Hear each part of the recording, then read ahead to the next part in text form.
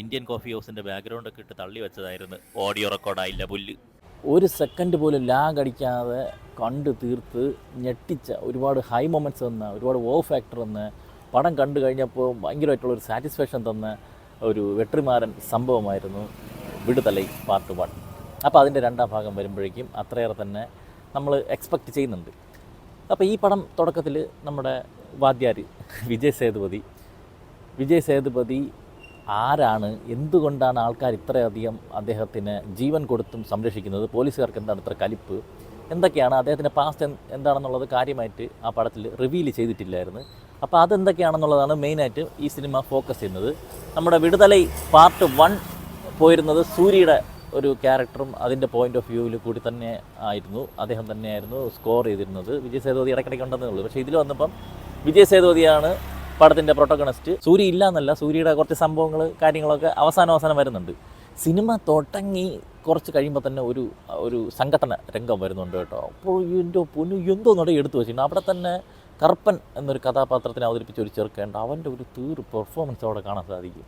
ആ സീൻ, അതിൻ്റെ making quality, അത് എടുത്തിക്കുന്നത് ഇതിൽ. അപ്പം ഞാൻ ഇങ്ങനെ ആലോചിച്ചിട്ടോ, വെട്രിമാരന് മാത്രമുള്ള ഒരു പ്രത്യേകതയാണ്. വെട്രിമാരൻ്റെ ഏറ്റവും ഇഷ്ടപ്പെട്ട സിനിമയാണെന്ന് ചോദിച്ചു കഴിഞ്ഞാൽ നമ്മളപ്പം കണ്ടുകൊണ്ടിരിക്കുന്ന സിനിമയാണെന്ന് തോന്നും.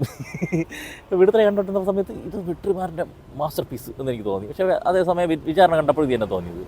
ഈ പടം ആ സമയത്തൊക്കെ എനിക്ക് അങ്ങനെ തന്നെ തോന്നി. പക്ഷേ പിന്നെ പോണ സമയത്ത് ഈ വാദ്യാരുടെ കഥാപാത്രം, അതായത് ഒരു സാധാരണ മനുഷ്യൻ എങ്ങനെയാണ് വിപ്ലവകാരിയായിട്ട് മാറുന്നത്, പിന്നെ അയാൾ അക്രമത്തിൻ്റെ പാത എന്തുകൊണ്ടാണ് തിരഞ്ഞെടുക്കേണ്ടി വരുന്നത്, ഇതൊക്കെ തന്നെയാണ് പറഞ്ഞത്. അങ്ങനെ തന്നെ പോകുന്ന സമയത്ത് ഇടയ്ക്ക് കുറേ നേരം ഒരു കമ്മ്യൂണിസ്റ്റ് പടങ്ങൾ അതുപോലെയൊക്കെ അങ്ങ് പോയി.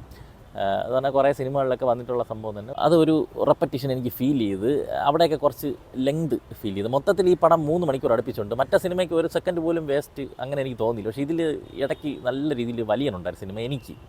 അതായത് ഒരു കണക്ഷൻ, സിനിമയിലകത്ത് കയറി തുടക്കം മുതൽ തന്നെ പിടിച്ചിരുത്തി അതിനകത്തുകൂടി കഥാപാത്രങ്ങളിലൂടെ കയറിപ്പോകണം. അത് ഇടയ്ക്കിടയ്ക്ക് ആ കെട്ട് പോകുന്നതായിട്ട് എനിക്ക് തോന്നി. പിന്നെ മഞ്ജു വാര്യർ വരുന്നുണ്ട്. മഞ്ജു വാര്യറാണ് നമ്മുടെ വാദ്യാരുടെ വിജയ് സേതുപതിയുടെ പേരായിട്ട് വരുന്നത്. നൈസായിരുന്നു മഞ്ജു വാര്യർ. ഇപ്പോൾ മഞ്ജു ചേച്ചിയുടെ കാര്യം തന്നെ എടുത്തു കഴിഞ്ഞാൽ മുടി ഇങ്ങനെ കട്ട് ചെയ്ത് ഒരുമാതിരി ബോബയും പോലെയാണ്. അത് ചുമ്മാ ഫാഷൻ വേണ്ടി വെച്ചിരിക്കണല്ല, അതിനും ഒരു റീസൺ പടം പറയുന്നുണ്ട്. ഇതിൽ മിക്ക കാര്യങ്ങൾക്കും ഒരു കാരണം, ഒരു കോസ് സിനിമ വരുന്നുണ്ട്. മഞ്ജു വാര്യർ കിടിലം പെർഫോമൻസ് ആയിരുന്നു. അവരുടെ റൊമാൻസ് ഒക്കെ ഭയങ്കര രസമായിരുന്നു. എസ്പെഷ്യലി വിജയ് സേതുപതി പ്രപ്പോസ് ചെയ്യുന്ന ഒരു സീനുണ്ട്. ആ സമയത്തൊക്കെ ഭയങ്കര കിടിലം പെർഫോമൻസ് ആണ്. ത്രൂ ഔട്ട് വിജയ് സേതുപതി തകർത്തിട്ടുണ്ട്. പിന്നെ അദ്ദേഹത്തിൻ്റെ അഭിനയം ഒന്നും ഞാൻ എടുത്ത് പറയാത്തത് ഒന്നും പറയേണ്ട കാര്യമില്ല. നിങ്ങൾക്ക് അറിയാമല്ല അയാൾ ആ സിനിമയ്ക്ക് ഏത് രീതിയിൽ ഔട്ട്പുട്ട് കൊടുക്കുമെന്നുള്ളത്. അത് കൊടുത്തിട്ടുണ്ട്. അങ്ങനെ പോയി ആ ക്യാരക്ടർ ഡെവലപ്മെൻറ്റ്, ആ സംഭവങ്ങൾ, ഇൻസിഡൻറ്റ്, ഇതിൻ്റെ കൂടെ തന്നെ പ്രസൻറ്റും കാണിക്കുന്നുണ്ട് കേട്ടോ. ഇദ്ദേഹത്തിന് അറസ്റ്റ് ചെയ്തതിനു ശേഷം എന്തൊക്കെയാണ് സംഭവിക്കുന്നത് എന്നുള്ള കാര്യങ്ങളും കാണിക്കുന്നുണ്ട്. കൂടുതലും പാസ്റ്റാണ് വരുന്നത്. അങ്ങനെ പോയി ക്ലൈമാക്സ്, ക്ലൈമാക്സ്, ഒരുപാട് ഡയലോഗ്സ്, ഒരുപാട് മൊമെൻറ്റ്സ്, ഒരുപാട് സാധനങ്ങൾ, പല രീതിയിൽ പല കഥാപാത്രങ്ങളുടെ കോൺഫ്ലിക്ട്സ് ഉണ്ട്. അവരുടെ മനസ്സുകൾ പല രീതിയിൽ മാറിയും തിരിഞ്ഞൊക്കെ ചിന്തിക്കുന്നുണ്ട്. ആ ചിന്തകളൊക്കെ ഒരുപാട് സാധനങ്ങൾ കണ്ടുകൊണ്ടിരിക്കുന്ന പ്രേക്ഷകനും കിട്ടും. അത്രയ്ക്ക് ക്ലാസ് ആയിട്ട് തന്നെയാണ് സിനിമ എടുത്തിരിക്കുന്നത്. ഞാൻ പറഞ്ഞില്ല, എനിക്കൊരു പ്രശ്നമായിട്ട് തോന്നിയത് ഈ ലെങ്ത് കുറച്ച് കൂടുതലാണ്. കുറച്ചുകൂടി ട്രിം ചെയ്തെടുക്കായിരുന്നു. എന്നാൽ ഏതൊക്കെ സീനുകൾ കട്ട് ചെയ്ത് കളയാം അങ്ങനെയൊന്നുമില്ല. അതുപോലെ ഫസ്റ്റ് പടം കാണുമ്പം പല സീനുകളും ഹൈ മൊമെൻറ്റ്സ് നമുക്ക് കിട്ടിയിട്ടുണ്ട്. അങ്ങനെ ഒരു ഹൈ മൊമെൻറ്റ് കാര്യമായിട്ട് ഇതിലില്ല. കുറേ സിംഗിൾ ഷോട്ടുകളുണ്ട്. മറ്റേ വേൽരാജാണ് സിനിമോട്ടോഗ്രാഫി ചെയ്തിരിക്കുന്നത്. അദ്ദേഹത്തിന് കുറേ സിഗ്നേച്ചർ സാധനങ്ങളൊക്കെ ഉണ്ട് ഇതിനകത്ത്. വൈഡ് ആംഗിൾ ഷോട്ടുകളും കാര്യങ്ങളൊക്കെ ഉണ്ട്. നല്ല ലെങ്തി ആയിട്ടുള്ള ഷോട്ടുകളുണ്ട്. പക്ഷേ മറ്റേ നമ്മളെ ഫസ്റ്റത്തെ ആ ട്രെയിൻ ഇൻസിഡൻറ്റിന് പകരം വയ്ക്കാവുന്ന സാധനങ്ങളൊന്നും ഇതിനകത്തില്ല. ആ രണ്ട് പടങ്ങളും തമ്മിൽ കമ്പയർ ചെയ്യായിരുന്നാൽ മതി. അല്ലാതെ കാണുമ്പോഴേക്കും ഓക്കെ. മറ്റത് വെച്ച് നോക്കുമ്പോൾ എനിക്ക് അത് തന്നെയാണ് കുറച്ചുകൂടി നല്ല ഒരു ഔട്ട്പുട്ട് എനിക്കൊരു പൂർണ്ണ സാറ്റിസ്ഫാക്ഷൻ കിട്ടിയത്. ഇത് മോശം എന്നല്ല. ചേരൻ എന്നൊരു ആക്ടറുണ്ട്, നിങ്ങൾക്കറിയാം. മറ്റേ ഈ പടത്തിൽ തന്നെ കമ്പനി എന്ന് പറയുന്ന പോലീസുകാരുണ്ടല്ലോ, മറ്റേ ഇത് കറക്റ്റായിട്ട് പറഞ്ഞു കഴിഞ്ഞാൽ തമിഴ് പടം 2 ഹയർ ഒഫീഷ്യലായിട്ട് നമ്മൾ ചിരിപ്പിച്ച അങ്ങേർക്ക് കൊടുത്തിരിക്കുന്ന ക്യാരക്ടറിന് കൊടുത്തിരിക്കുന്ന ആർക്കുണ്ട്, അങ്ങേരെ ലെയറുണ്ട്, അങ്ങേരെ ഈഗോ, അങ്ങേരെ കിടിലം പെർഫോമൻസും കിടിലം ക്യാരക്ടർ ആണ് അദ്ദേഹത്തിന് കൊടുത്തിരിക്കുന്നത്. കിടിലായിട്ട് തന്നെ പുള്ളി ചെയ്തിട്ടുണ്ട്. പിന്നെ പ്രധാനമായിട്ട് പറയാനാണെങ്കിൽ കിഷോറിൻ്റെ വേഷം നന്നായിരുന്നു. പക്ഷേ ഇതിൽ പലർക്കുമുള്ള ഒരു പ്രശ്നം എന്ന് പറഞ്ഞാൽ ലിപ്പ് വേറെ വാക്കിനുമാണ്, സംസാരം വേറെ വാക്കിനുമാണ്. ചിലപ്പോൾ ഒരു വാടച്ചിരിക്കുമ്പോഴും സംസാരം ഇങ്ങനെ കേട്ടോണ്ടിരിക്കുന്നു.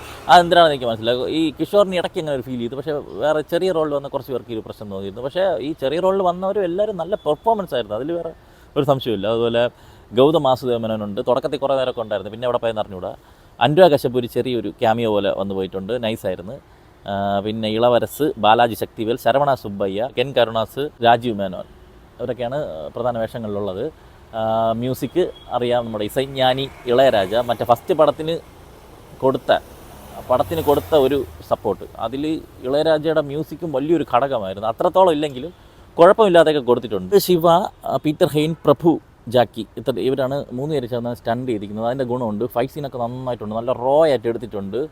കുറേ സീനൊക്കെ ബ്ലേഡായിട്ട് കാണിക്കുന്നുണ്ട്. പക്ഷേ ഒരു 18 സർട്ടിഫിക്കറ്റാണ്, പ്ലസ് സർട്ടിഫിക്കറ്റാണ്, അഡൽസോളി സർട്ടിഫിക്കറ്റാണ് പടത്തിന് കൊടുത്തിരുന്നത്. അതിൻ്റെ അത്രത്തോളം ഉണ്ടെന്ന് എനിക്ക് തോന്നിയില്ല. ഇതൊക്കെ തന്നെ ആ പടത്തിൻ്റെ സീക്വൽ എന്ന് പറയുമ്പം അതിനുശേഷം എന്തൊക്കെ സംഭവിച്ചു, ആരാണ് വാദ്യാർ, ഇതൊക്കെ കാണാൻ വേണ്ടിയിട്ട് നമുക്ക് ഈ സിനിമ കാണാം. ഒരു ക്ലാസ് ആസ്പെക്റ്റിൽ ഒരുപാട് നല്ല സീനുകളുള്ള, ഒരുപാട് നല്ല ഡയലോഗ്സ് ഉള്ള ഒരു അടിപൊളി ഒരു സിനിമയാണ്. പക്ഷേ മറ്റേതായിട്ട് കമ്പയർ ചെയ്ത് നോക്കുമ്പം അത് തന്നെയാണ് എനിക്ക് ബെസ്റ്റായിട്ട് തോന്നിയത്. സ്റ്റിൽ ഇത് മോശമല്ല, ഒരു വാച്ചബിൾ നല്ലൊരു പടം. എന്തരാ വരട്ടെ.